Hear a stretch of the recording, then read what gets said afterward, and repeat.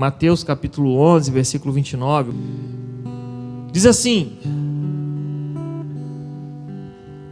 tomai sobre vós o meu jugo e aprendei de mim, porque sou manso e humilde de coração, e achareis descanso para a vossa alma.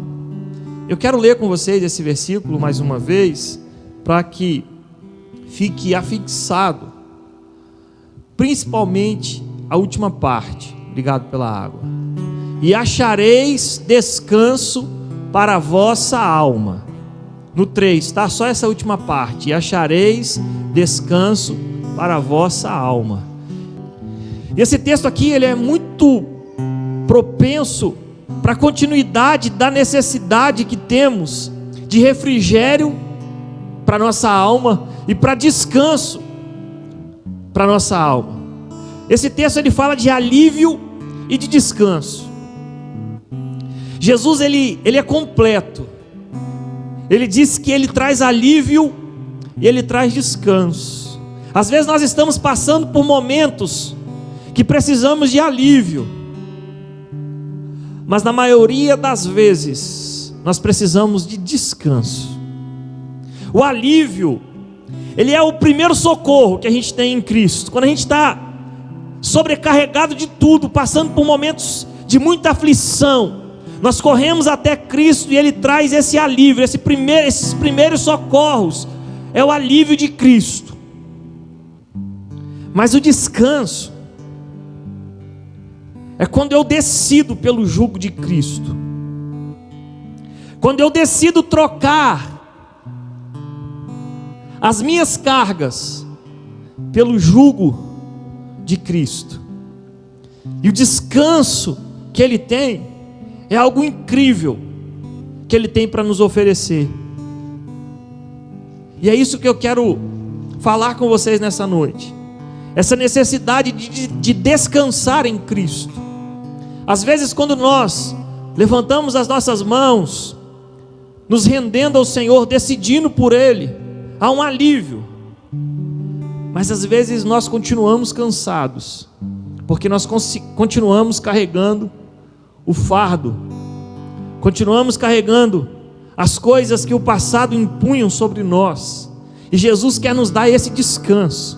Jesus quer dar descanso para a nossa alma.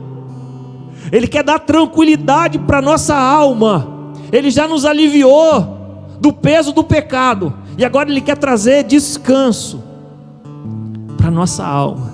Isso não tem preço. Isso não tem preço. E Ele dá isso de graça para nós. Mas nós precisamos decidir deixar o Senhor colocar o jugo dele, porque Ele disse: o meu jugo é suave e o meu fardo é leve. Nós precisamos decidir tirar, entregar o nosso jugo, o jugo que o mundo impunha, o jugo que os rótulos que as pessoas impõem sobre nós, e deixar o Senhor ser o gerenciador da nossa carga, porque o jugo dele é suave, o fardo dele é leve, e a promessa dele é descanso para a nossa alma. Isso não tem preço. A Bíblia não esconde as falhas e fraquezas de seus heróis.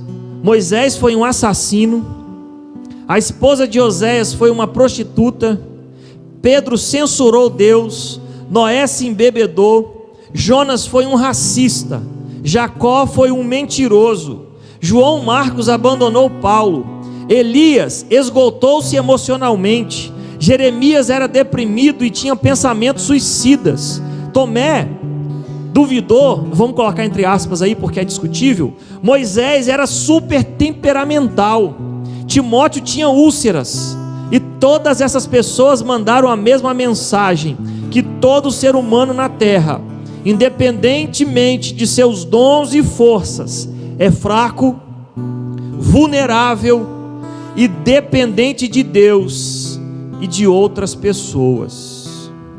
Todos nós somos profundamente falhos e incompletos, não há exceções. Humanidade não tem relação com carnalidade. Repito, para que as pessoas não confundam. A nossa humanidade precisa ser colocada à disposição das pessoas.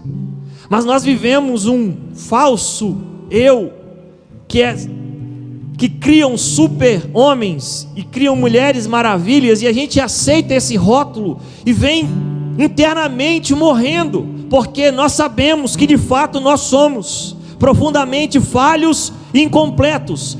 Nós somos justificados em Deus, os nossos pecados foram cravados na cruz do Calvário, mas nós somos profundamente falhos, incompletos. Nós precisamos aceitar isso. Isso traz alívio. É esse evangelho que Jesus pregou, o evangelho de entregar as nossas fragilidades para Ele, mas reconhecer que nós somos pessoas fracas, porque a nossa fraqueza é fortalecida nele. Você entende que a consequência de alcançar fardo leve, jugo suave é ir até Ele? É você dar uma nova história para a sua vida, mas o passo é seu, a escolha é sua. Eu escolhi, eu me decidi por Cristo, e aí quando eu me decido por Cristo, eu encontro pastos verdejantes, águas tranquilas, porque o Senhor é o meu pastor, e nada me faltará. Deitar-me faz em verdes pastos, guia-me mansamente às águas tranquilas, refrigera a minha alma. É isso que o Senhor tem para nós. José passou por tudo isso. José teve momentos super delicados, mas eu sei em quem tenho crido, como Jó disse. Ele sabia em quem ele cria. E a gente tem conversado, a gente tem orado, a gente tem falado da geração C, a geração Covid. E uma das pessoas que eu estava conversando tentou marcar uma consulta psiquiátrica e demorou acho que 2 meses para uma vaga na rede privada. E aí a gente fica pensando assim, como a nossa sociedade ela tem buscado resolver através de meios e não de fins. Gente, a gente tem que ir sim, tá? Se precisar de consulta, vai no psiquiatra, vai no psicólogo, vai no psicanalista, não tem problema nenhum. O problema é que entre a consulta, o paciente, existem os outros mecanismos que as pessoas buscam para trazer refrigério momentâneo. Os ansiolíticos aí estão estourados. Às vezes as pessoas compram sem prescrição médica. E ficou normal. Porque querem um refrigério, querem dormir tranquilo.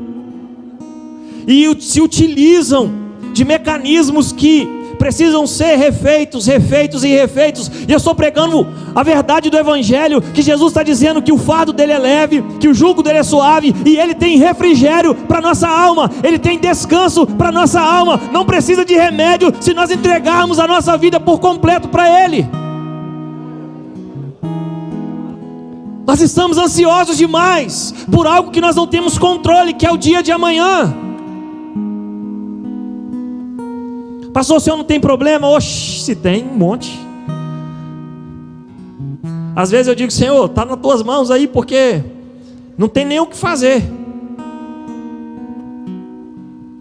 O que dá para me fazer, eu faço, seguindo a orientação dele. Mas tem coisa que não dá. A gente vai ficar lutando contra coisas que não estão nas nossas mãos. E ele tem prometido. A promessa de descanso para a alma é dele. A promessa de paz é dele.